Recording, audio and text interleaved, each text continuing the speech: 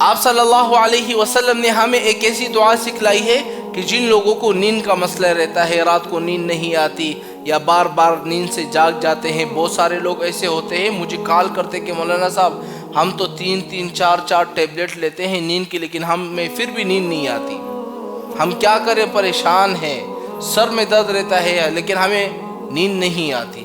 لیکن حضور پاک صلی اللہ علیہ وسلم نے ہمیں ایک ایسا وظیفہ بتلا دیا ہے کہ اس وظیفے کو سونے سے پہلے صرف ایک مرتبہ پڑھ کے اپنے اوپر صرف چف کر دو، ایک دفعہ دم کر دو، آپ کو اسی وقت نیند آ جائے گی، 1 منٹ کے اندر، 5 منٹ کے اندر آپ کو نیند آ جائے گی۔ اتنا طاقتور وظیفہ ہے جو کہ حضور صلی اللہ علیہ وسلم سے ثابت ہے۔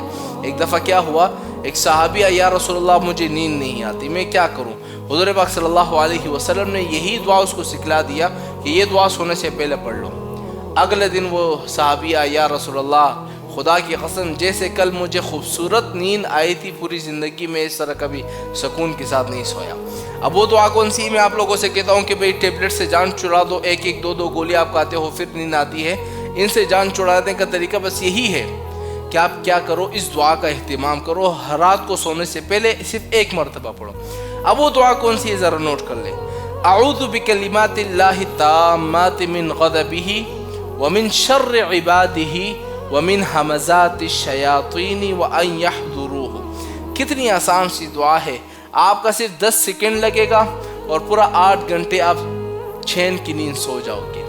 کتنی آسان سی دعا ہے، تو اس دعا کا اہتمام ضرور کیا کرے تاکہ آپ کو بھی میٹھی اور اچھی نیند آ سکے۔